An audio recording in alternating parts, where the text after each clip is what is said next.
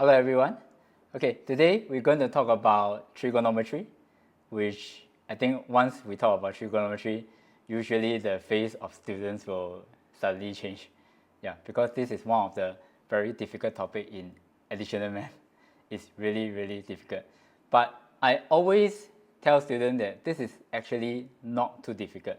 The difficult part really comes in you needing to remember a lot of formula, a lot of relationships, and so on and so forth. So usually when a lot of things have to be remembered, then you will find that it's very difficult. But thankfully, this is a mathematics topic, which also means to say that what you need to do is really put in a lot more hard work to organize your thought, organize the information in this topic. So what I'm going to do here in today's video will be to share most of the basics that you need up to the point where you're able to solve a little bit to the intermediate kind of questions involving trigonometry. At the end of the day, you will find that you will need the solving part a lot more. The reason why is because that while you learn this in secondary 3, in secondary 4, this will be further into talk about questions related to calculus once again, differentiation and integration.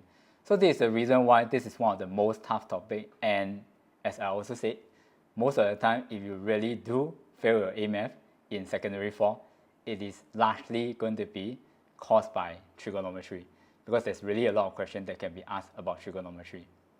Okay, so without further ado, let's get started. Okay, in secondary 2, you learn about this thing called trigonometry ratio. Okay, not too sure how much you remember of that, and usually it's with a lot of confusion.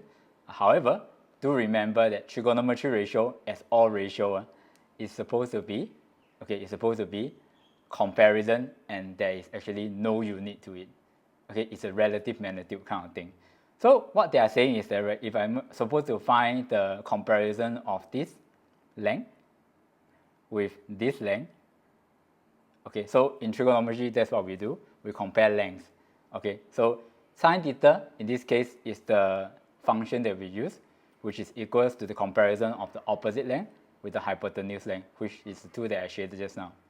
Okay, so this is sine theta. Okay, and of course, the angle associated with it. So this is theta. All right, so they are related by these equations. Then, on the other hand, if you're talking about cosine theta is related to the adjacent length, so which is this part here. And it's called adjacent is because that it is right beside or next to the angle theta. So if the theta is here, this is right next to it, so this is adjacent. And you take this, you divide it by the hypo again, then the ratio of these two lengths will give you your cosine theta. Okay, so last but not least, tangent theta is the only one that compare not these two lengths that we just mentioned, but in this case, we are not going to involve the longest length, so it will just be the opposite length, which is over here, okay, divided by the adjacent length, which in short, in A math or even in math in general, is called Tuakaso, okay, because it's named after the acronym. So Tua is TOA, tangent is opposite over adjacent, then Ka is CAH, so this is cosine is adjacent over hypo, then last but not least, SOH, it will be sine opposite over hypo. So it's a short acronym to help us to remember the parts that we need to compare, which one over which one. And you learn this in Sec 2, right? This is trigonometry ratio. And take note that the ratio can be positive or negative. However, the angle will then correspond to that. Okay, the angle is not the ratio. I get a lot of students in the past, they thought that this theta is the ratio of the length. But the sine of the angle is the ratio of the length. The cosine of the angle is the ratio of the length, not the angle itself. Okay, this is a relationship given to you since secondary 2. And in A math, we're going to further this to talk about other possibility. Okay, what other ratio can there be, and so on and so forth. What other function can there be? Okay, so moving on. So apart from that, right, while sine, cosine, tangents are the three basic, I would say, terms, right, or functions that you have learned about trigonometry, in actual fact, there's more identity that you need to know. So other functions will include tangent that you will commonly see. This is called secant, okay, S-E-C-A-N-T. Then this is cosecant. So secant is this, right? So this is actually secant then with a cosecant.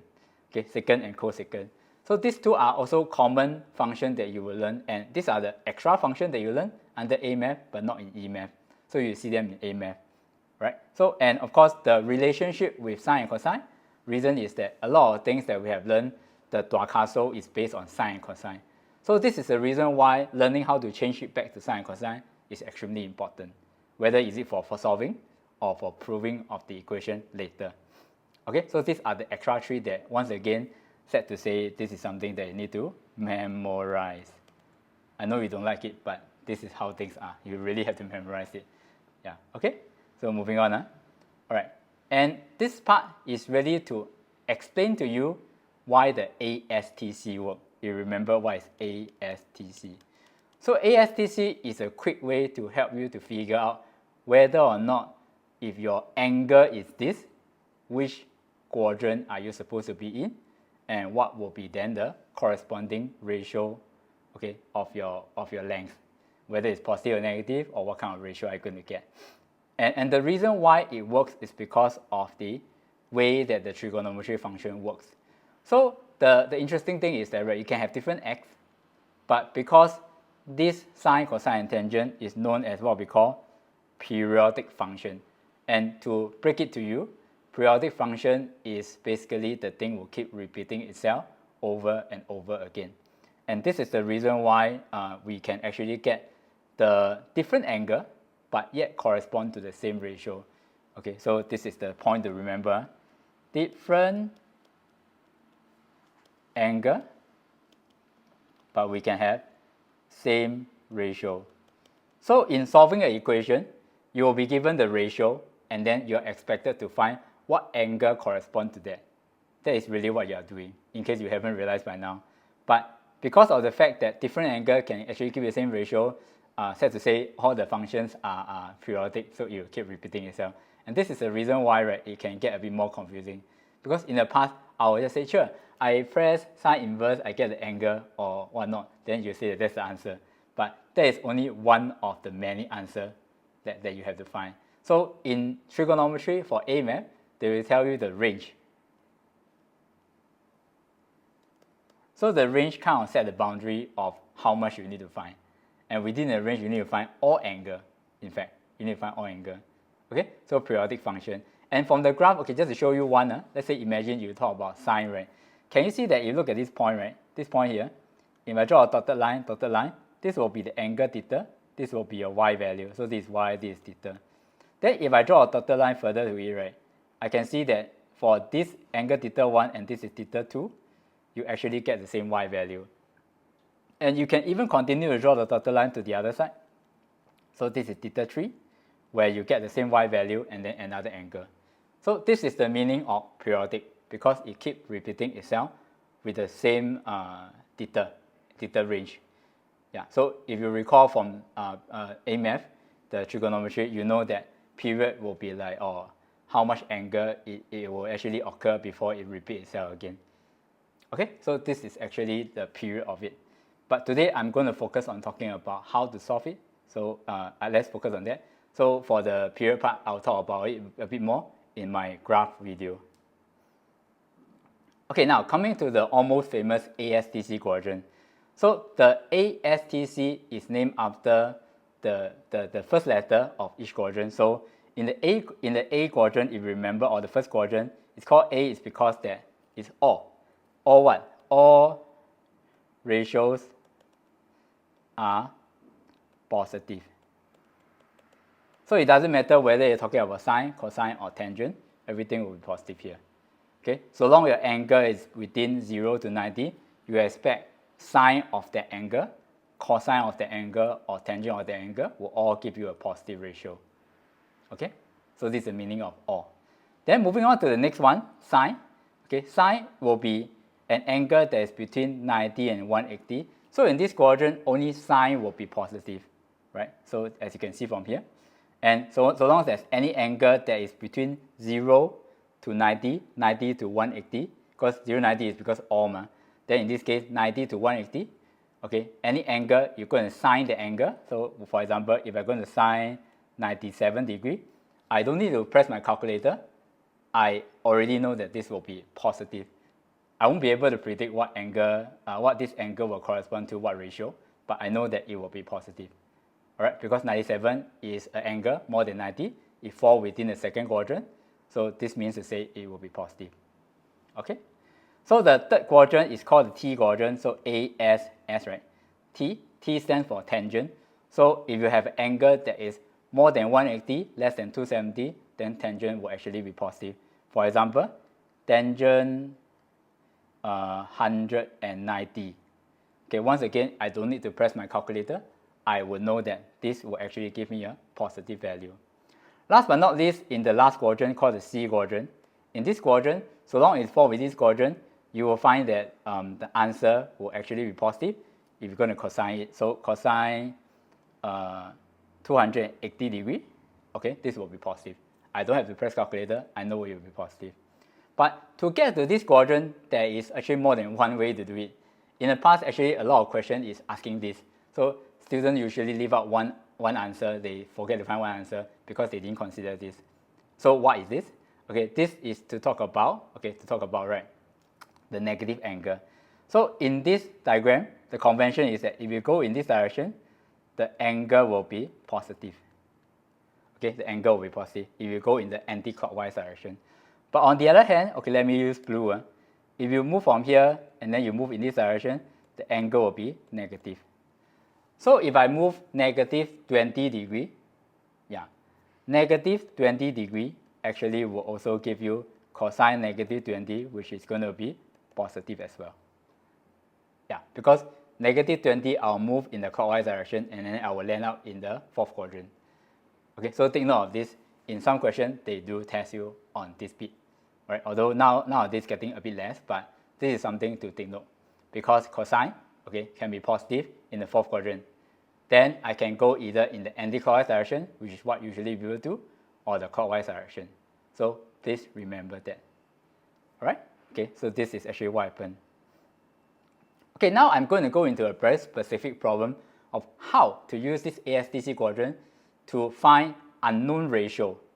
Okay, so in this question, normally they will tell you the ratio of some value first, then after that, right, they will want you to find other trigonometry function and their corresponding ratio. Okay, so it's three very simple steps. Step number one, construct your ASTC quadrant first. I'm not going to draw a circle, but I'm just going to draw the two lines, the x and y axis. Then after that, I will construct the triangle based on that. Then after which, right, you determine all trigonometry ratio involving that triangle. Okay. Then step 3, you will find the one that the question wants you to do it. So for number 2, take note that the question probably will not ask you to do it, but it is always a good habit to find everything. Then you give yourself more option to find the required ratio in the question itself. So for me, I will normally do that. And I'm going to walk you through and show you how that is done. Okay, let's look at this question now. Given that tangent A is negative 3/4 and tangent B is 2, so normally they will give you 2, and that both A and B are between 90 and 270. All right, so 90 and 270. So they ask you to find the value of each of the following without using a calculator. So you need to do some sense making now. Okay, you look at the tangent A, right, the angle A. Clearly, A and B are not the same thing. Right? How do I know that? Because tangent of A gives me a negative ratio, but tangent of B gives me a positive ratio. Take note, 2, right, actually means 2 out of 1. So later on, we will be using this to help us.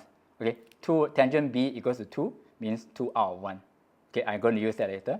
So given that A and B are in an angle between 90 and 270, find the value of each of the following without using a calculator.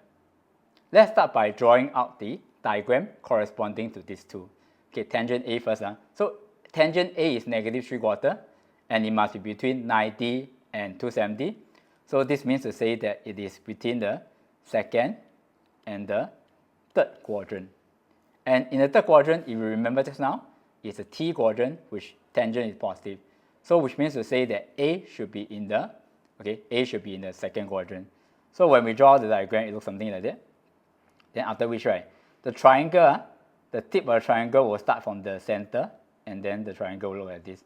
I have students having problem drawing this triangle. Draw the symbolic one, so yeah, just be careful. Okay, this is supposed the way that you draw it. And then after which, right, because tangent A is minus 3/4, we're going to label the sides now. Okay, so minus 3/4. So it could be either negative 3 over 4 or 3 over negative 4. Both will give you minus 3/4. And you are supposed to decide which is which. Okay, so at this point, I'm going to help you. All right, so remember that, right, if you are to the left of the y-axis, okay, left, then x is negative. Okay, x is negative. If you are below the x-axis, then I will say y is negative. It makes sense, right? It's just like your x and y axis, the coordinate geometry. Is actually below, means y is negative. Okay, I'm going to use this to label my triangle now. So first thing first, I'm going to label my, tangent is opposite over adjacent, right? So the opposite length, in this case, because it's above the x-axis, my y, and as a result of that, my opposite length is supposed to be positive 3. So I have an option, minus 3 over 4 or 3 over minus 4. Okay, and over here, I'm going to choose the second one, 3 over minus 4. Okay, because this actually must be minus 4, as I just said, to the left of the y-axis, it's going to be negative, so minus 4. Okay, hypo will always be positive, so now I use Pythagoras theorem to find my hypo. 3 squared plus 4 minus 4 squared, I'll get 25. If I were to square root it, I will get 5. So this is actually 5. Alright, so find all the sides first. You need to do that. Okay, anyway, for those of you who are interested, this is actually your A. Yeah. But this labeling part actually is less of a problem. Mainly, you need to know how to use a triangle. Okay, so now, let's work out all the ratio corresponding to this. Okay, so for tangent A, right, I will have tangent A to be equal to minus 3 over 4. Then my sine A, I can find sine A already. Sine A is 3 out of 5 using your Dua Castle. Then cosine A in this case will be equal to minus 4 over 5. Okay, so you have found every single thing already. Yeah. Okay, so now I'm going to walk through angle B now. So let me draw a line here. Okay, let's talk about B. So for B, okay, let's start with the blue color first. Once again, the cross. And B is a positive ratio, so it should be stuck at the third quadrant, since I must be between second and third. Alright, so this part is B. And then from there, we're going to label the diagram now. So it is below, okay, it's below the y-axis, sorry, x-axis, below the x-axis. So which means to say your y is supposed to be negative. So 2 out of 1, okay, 2 out of 1 in this case, you will find that this should be negative 2, okay, below. Then this one will be negative 1, because negative 2 divided by negative 1 will give you a 2 as a final ratio. And then after which you use Pythagoras theorem again, you negative 2 squared plus negative 1 squared, so you get 5. And then from there you square root, you get a square root 5. Okay, something like that. So I find all the sides already. So once again, just like just now, I'm going to find my tangent, cosine, and sine. So tangent is given already. So tangent B is equals to 2. Then cosine B should be equals to minus 1 out of square root 5. We use adjacent. Then sine B will be equals to minus 2 out of square root 5. Okay, so far so good. And then the next thing will be, I will then use all this found ratio to find out what exactly is my question now. So first one is sine A. Okay, actually this is the answer for A, isn't it? I found it already. So this is sine A.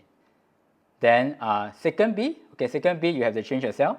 So for part B, right, second A is supposed to be equal to, remember, second is 1 over cosine. So cosine, have we found it? Yeah, it's negative 4 over 5.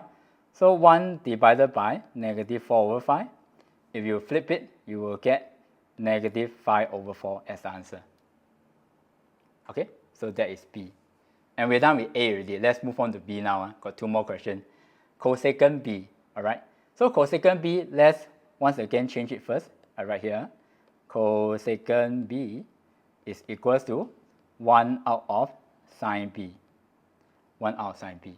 So sine B, we have found it, it's over here, right? It's negative 2 out of square root 5, right? So if 1 divided by that, actually is a reciprocal.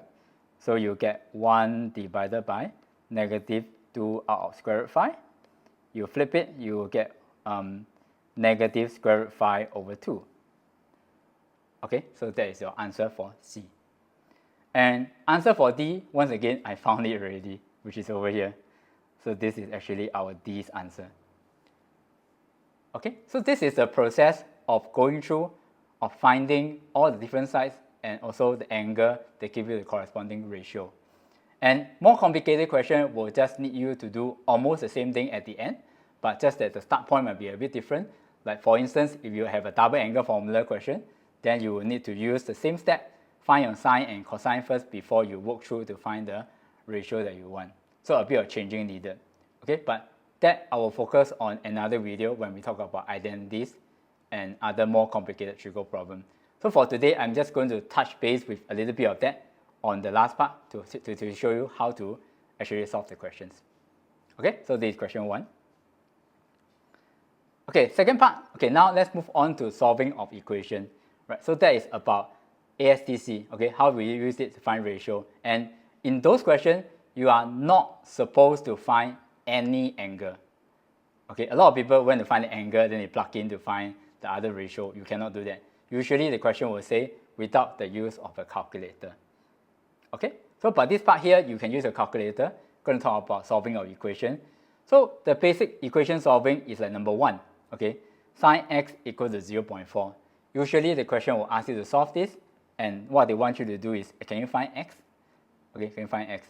So the operation from here, just a bit of recap, is that you have to do a trigo inverse trigo. So x will be equal to sine inverse 0.4. And then the last step will be, you will press your calculator to find the angle from there, to find out what is x.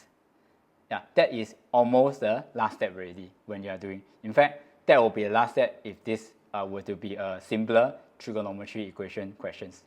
Yeah, but for A math, because as I mentioned, right, it's a periodic function, you have more than one set of angle to find. So you need to further that a bit to find more angle. And everything will be stemmed upon this thing called the basic angle. And usually we call this alpha, basic angle alpha. So find this basic angle alpha. Take note when you are doing this, make sure that the ratio must be positive. If it's not, turn it positive first before you do the inverse of the trigo to find the basic angle. And then after you have done that, you can move on to use the basic angle alpha to determine the rest of the angle based on your ASTC quotient. Of course, this is provided the answer that you find must be within the given range. Okay, so let's have a look. Alright, so in order to facilitate and help you to find all the angle, take note that if you have determined that angle is in the first quadrant, you can just take the basic angle you found equals to one of the answer. Okay, if it happens to be in the second quadrant, to find the answer, you take the alpha 180 minus that. If let's say it happened to be in the third quadrant, you take 180 plus the alpha, the basic angle that you find. And last but not least, if it happened to be in the fourth quadrant that you have determined, then it will be 360 minus away the basic angle. Okay, so you can screenshot this page or come back to this page later. This is what we're going to do later as we try to find all the possible angle within 360. Okay, so let's take a look at an example question where I'm supposed to solve from 0 to 360, secant 3 over 2x equals to 3 over 2, and in B, 4 bracket sine x plus cos x equals to cos x. Okay, so these are the basic trigonometry equation solving question. At the end of the day, you are expected to turn everything to look like A. Even for B, you have to do that. Later I will show you what I meant by that. Okay, let's quickly go into A. So secant 3 over 2x equals to 3 over 2. What we're going to do first is that I am not familiar with secant. Why not change back to Tuakaso? Yeah, that's what I'm going to do here. So secant 3 over 2x, right? Take note that this entire thing is inside. I think it will be easier if we do this. Okay, to remind yourself that this 3 over 2x is the entire thing that has been secant. Okay, after which we use our identity to change secant first. So this will be 1 over cosine 3 over 2x equals to 3 over 2. Okay, something like that. Then the next step, you can either cross multiply, or I think faster way will be you flip both sides, reciprocate both sides. You can do that. So I will get cosine 3 over 2x equals to 2 over 3. You reciprocate both sides, you flip both sides. Alright, then this is the start point. So from here, the next thing I'm going to do will be, right, okay, sine of this angle is positive. Okay, take note, positive. So let's draw the ASTC quadrant. Okay, ASTC. Positive, right? So I will circle this. I'll circle this. So it must be in the first and fourth quadrant. This writing down part is preferred because to help me to remember which quadrant. If you find that it's too troublesome, I remember I don't need this, then up to you, right? But I think it's preferred. You write that down first. So with that, okay, let's find our basic angle alpha. So alpha is given by cosine inverse 2 out of 3. Okay, 2 out of 3. Then from here, cos inverse 2 over 3. Then we will get the first angle to be 48.19 degrees. My suggestion is that the alpha, you keep it in 2 dp. Okay, 2 dp. Yeah? Then we continue to solve from there. So now, I'm going to find all the angle, okay, within this. So first and the second the fourth quadrant, right? So I will say x will be equals to, okay, actually, sorry, take a step back. It's not x, right? You can see that I'm solving for 3 over x. The thing is that 3 over x, so let's put 3 over x here. Okay, so if there's a number in front of the x, you have to put it in here. All right, so 3 over x will be given by 48.19 degrees because this is in the A quadrant. That's the first angle that I need to accept according to my ASTC. The next one will be you take 360 minus away this angle. Okay, so 360 minus away 48.19. You will then get 311.81 degrees. Okay, yeah. Then the next thing I want to check is that, do I need to go further? Okay, so you look at this range, right? This is from 0 to 360. By right, you have to check because I'm solving for 3 over 2x first. So if I'm solving for 3 over 2x, then what is the range that I'm supposed to solve for? You have to multiply by 3 over 2 to everything. 0 is still 0. Then 3 over 2 multiplied by 360, I'm going to get 540 degrees. Okay, I'm supposed to solve for everything from 0 to 540. Okay, so now actually I can still go on. I might be able to still go on. So how to get the next possible answer, right? I will add 360 to this. So 48.19 plus 360, I will get 408.19 degrees. And I don't think I need to do the next one. 311.81, you add 360, you will actually be out of range already. Yeah. And just in case you're wondering, how come I add 360? Okay, because in trigonometry, it's going to repeat every 360 degrees for sine and cosine. So this is to find the next set that it will repeat one more time in another round. Okay, so that's why I add 360. But you don't always have to do that because it depends on what is the range you are solving. Okay, so from here I got 3 answers. Then finally my x will be equals to, you bring 3 over 2 the other side, so you divide. So everything will have to divide by 3 over 2. Okay, divide. So let me do it in my calculator. 48.19 divided by 3 over 2. The first one I get 32.1 degrees.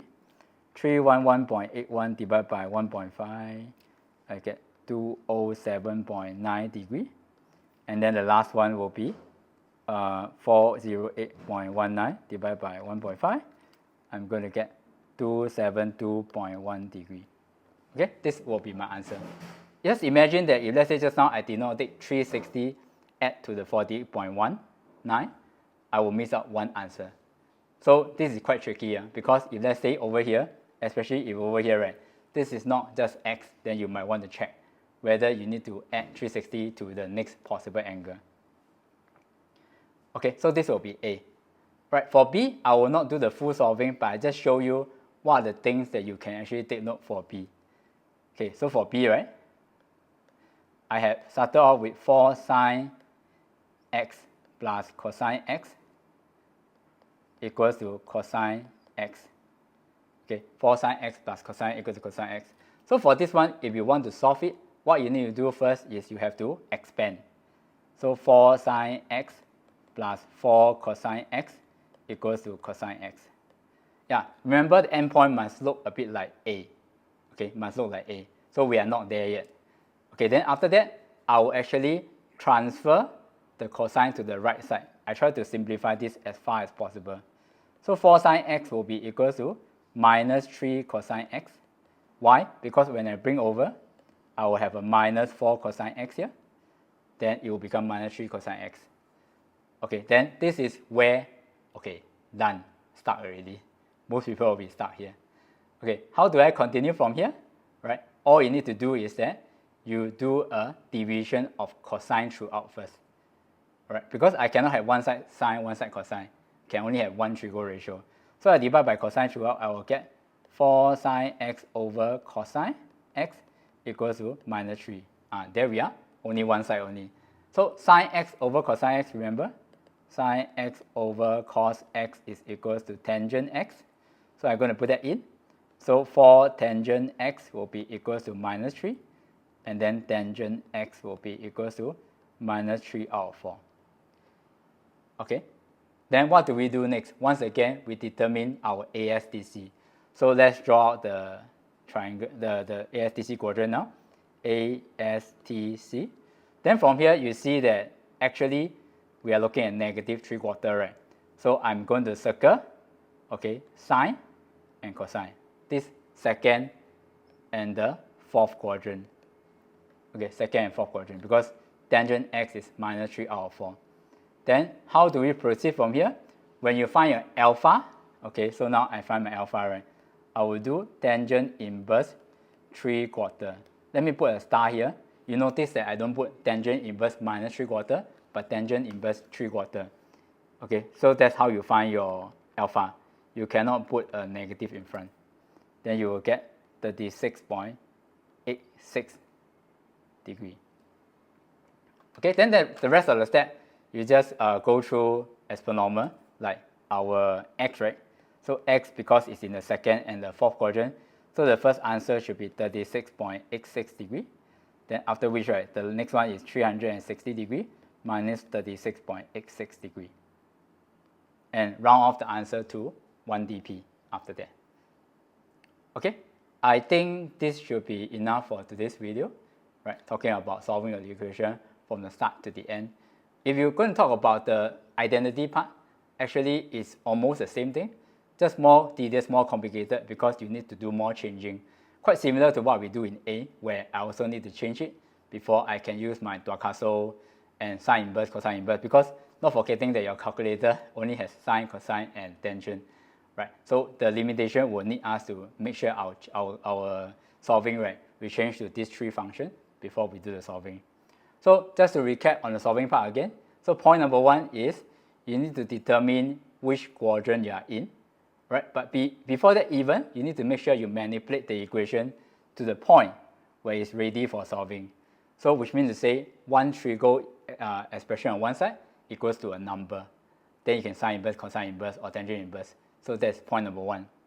Point number 2 is you have to determine based on the question, tangent, like in this case, tangent x equals to minus 3/4. Okay, this is going to be negative. So which quadrant do you fall in? And then all the other answers that you solve actually based on the quadrants. Okay, so a lot of information today already. I would suggest that maybe you all can break it down, and after the video, you can actually go on and try a bit more questions. I'll post a link for you all to download some questions to try for this part, because this part is really very heavy. So for the 2 types of questions that I went through today, the trigonometry ratios as well as the solving part, I think you need some basic practice. So textbook has that, but I can also provide some very simple questions for you to try, because this is the very important part. You don't get this right, in the future when you do other topic, you are just going to make more mistakes. Okay, alright, so that will be all for today. Thank you for watching this video, and once again, hope you can help me to like and subscribe the video, as well as in the future help me to promote to your friends who are struggling with trigonometries. Okay, so I will post more video on the next part on the identities portion, which I think the Sec 4 student will be looking forward to it. So that will happen in the weeks to come. So you can look forward to that. All right? Okay, see you next video. Thank you very much.